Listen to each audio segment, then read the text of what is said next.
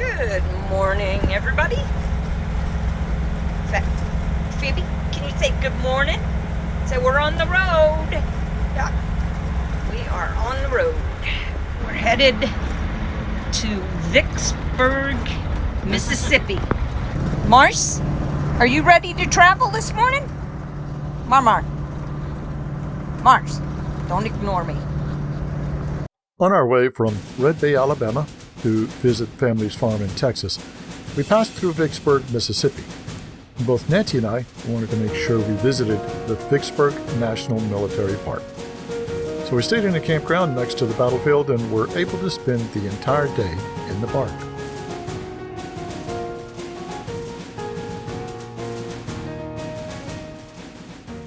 I'm Steve. I'm Nancy. And together with Mars the Blind Sheltie. And Phoebe, the warrior princess, we are living our dream. Our goal, to travel the U.S. and Canada. While spreading the messages taught to us by our pets of keep smiling, be kind, and be happy. Join us on our travels by subscribing to our channel as we continue our great adventure.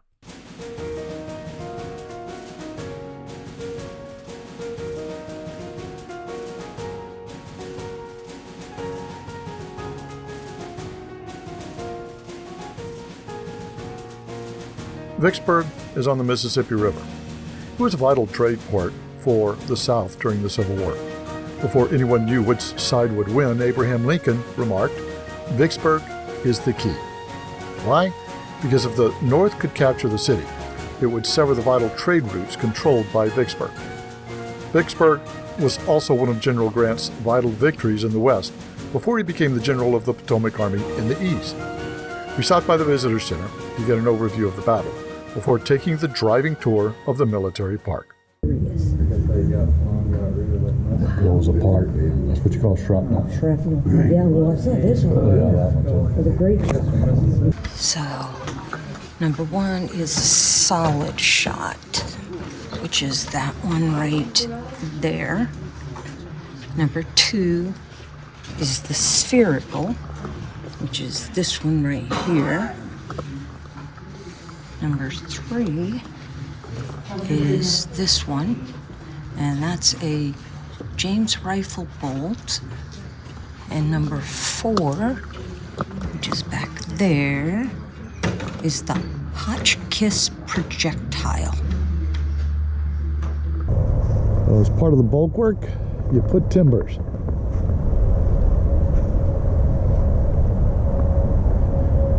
And that's what they stood behind.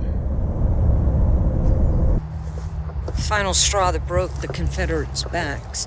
They basically just cut off their supply lines. And here we have a display of cannons that they used. So the Union Army had troops from Missouri, New Hampshire, New York, Ohio, Pennsylvania, Rhode Island, Wisconsin, and West Virginia, as well as, I think, the majority of troops from Illinois, and then Indiana, Iowa, Kansas, Kentucky, Massachusetts, Michigan, and Minnesota. The Confederate Army had troops from Maryland, Mississippi, North Carolina, South Carolina, Tennessee, Texas, Virginia, as well as Alabama, Arkansas, Florida, Georgia, Kentucky, Louisiana, and Missouri.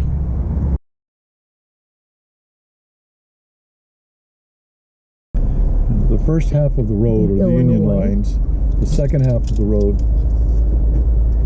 the Confederates. Vicksburg was as much a siege as it was a battle, and many of the points were trench lines for each side. There were battles all around the city as Grant kept trying to find a way to invade the city. And he went through the marshes, and he came through the south, and then he came around it. But then finally, within 2 months, they laid siege, and that's when they started building the trenches. Okay. So these were built pretty fast. Yes. I mean, I'm sure it took weeks, and they continued building and improving them. It had to take more than weeks to and build continued the number that you see here. extending. But this, think of it, we're in the trench right now.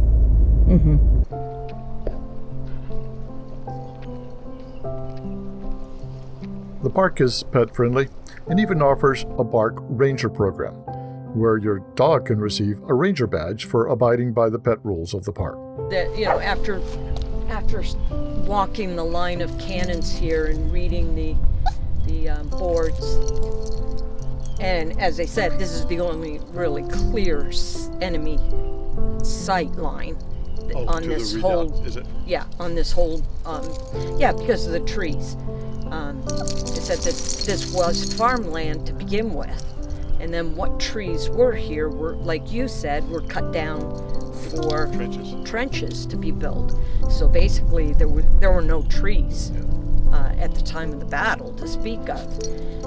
But it just is so hard for me to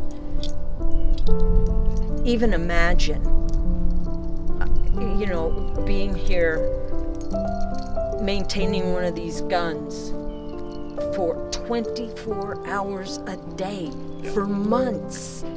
It said they had like 3,000 over the battle pieces of artillery that were fired. Number one, how does all that get here? Is the first unbelievable aspect of it. And then the second thing is to just look out across there, and you are looking at your enemy. You could see the guys up there. Yeah. And when they were moving their artillery around and stuff, and just it's just hard.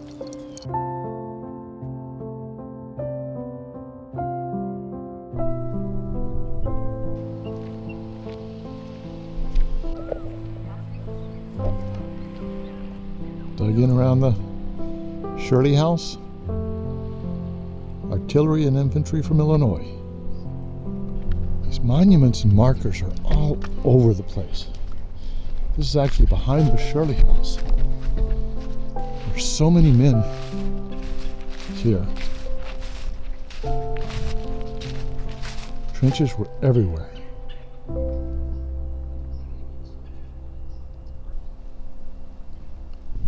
You know, I find touring battlefields like this is not something you want to, let's see how many sites we can get in and see.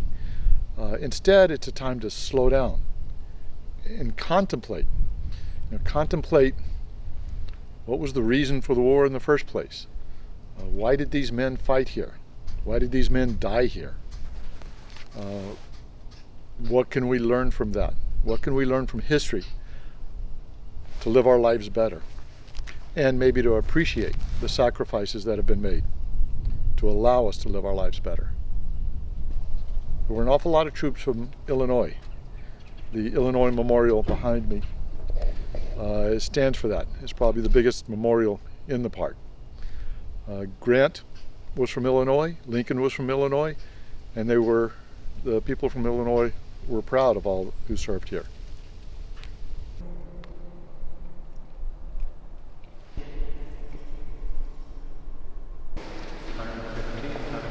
All of these names, they're so small.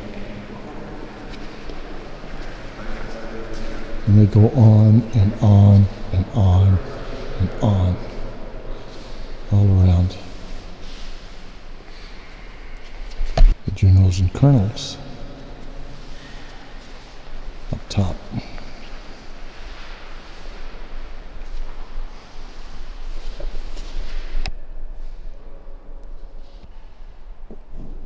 One of the interesting tidbits about this is that the steps, there are 47 steps that lead into this mausoleum, and that was because of the number of days that the siege took. Okay, you sit right here. All right, ready?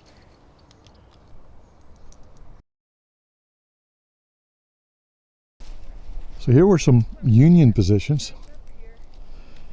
very close to where the Illinois Memorial is. And how close were the Confederates? Well, this is what they call the Louisiana Redan, where they tunneled under and had an explosion to create this huge crater.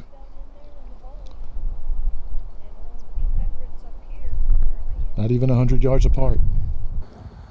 This is very different than Gettysburg. Because Gettysburg, it's pretty much fields, open fields. Marsh, what do you think about all this? Huh? You just like being outside, don't you? This is really impressive. Impressive. These were dug, these trenches were dug by hand, by soldiers, also known as engineers. An embarrassment to the Union. I cannot even imagine standing here behind these cannons. We're at stop number 4, and there's a few monuments here. A couple of monuments for Wisconsin, for infantry, and a larger monument for Wisconsin. Quiet anyways. Stay right there. Good boy, step up, step up, step up, let's go. One more, good boy.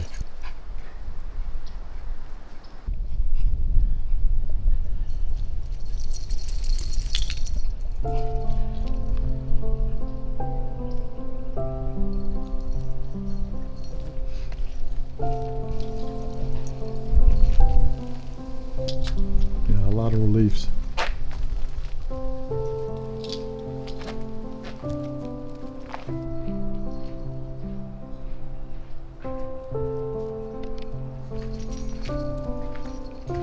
Just like Illinois, a lot of names. A lot of names. It's just amazing how many soldiers were here.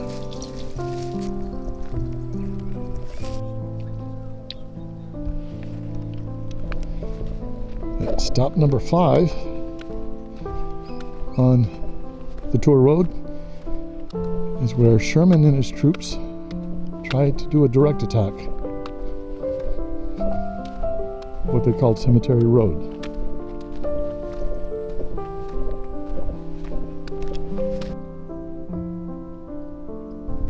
This is what the trenches look like over 150 years later.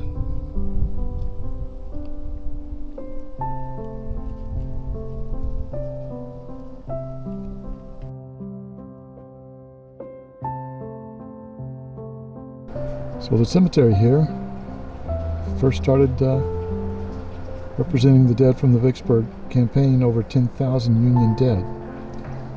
Confederate soldiers were not allowed to be buried in the National Cemetery unless later on they did serve for the Union after the Civil War. But other veterans have been placed here from Korea, Vietnam, and other wars. So now there's more than 17,000 servicemen in the cemetery, more than any other national cemetery. I read somewhere where thousands of these graves are unmarked, or unknown soldiers, not able to identify them.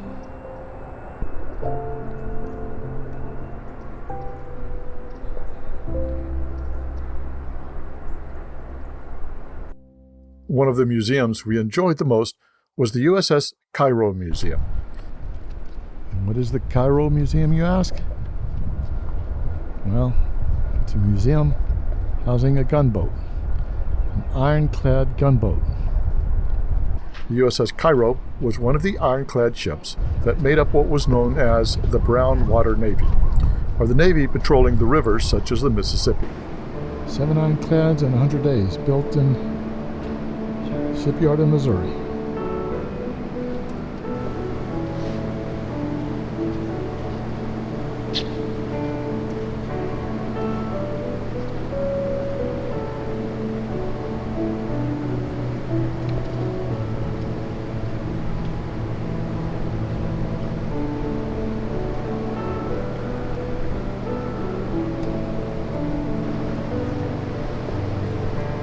love how they rebuilt some of the structure to support the old timbers. The Yazoo River. So this is actually where one of the torpedoes hit that sank it. And it sank in the Yazoo River, just offshoot from the Mississippi.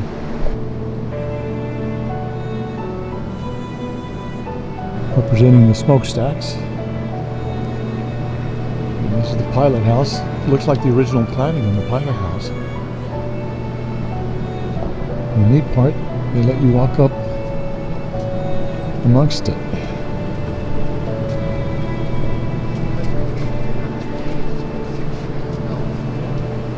And this is the piston that drove the paddle wheels.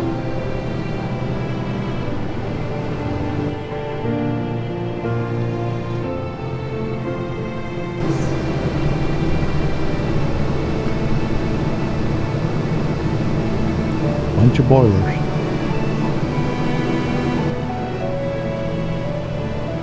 And this is what the guns look like behind the Ironclad.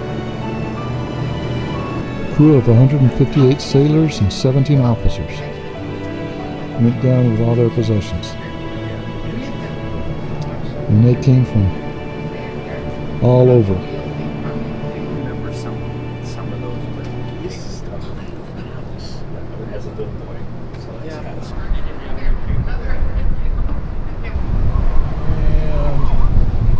And that's the thickness of the Ironclad.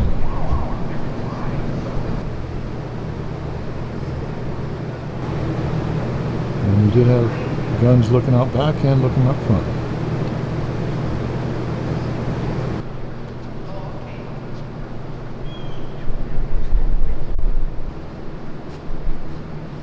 So this is the armor plating in the middle of the boat. Here's the railroad iron. Basically take tracks off the railroad and just pin them to your boat. Manufacture parts to match what Yeah. was there. And the rudders in the back of the boat. With a couple of big cannons. Commissioned in January 1862, torpedoed and sunk in December 1862, and then raised in 1964, over 100 years later, and sat in the mud for 100 years. Strangling the Mississippi, they called the Anaconda Plan. This represents the Battle of Memphis.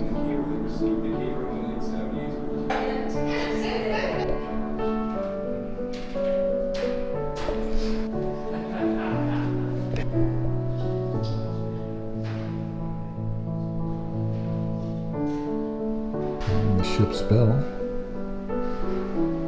Interesting, showing pictures from when they were pulling it up. Oh my goodness, look at those paddle wheels.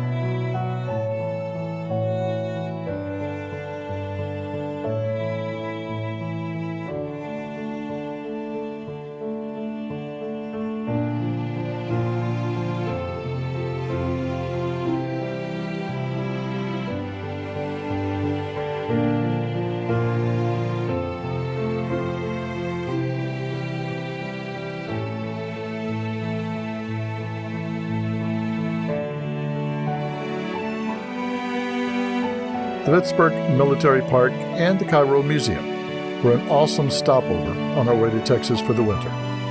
So till next time, keep smiling and be kind.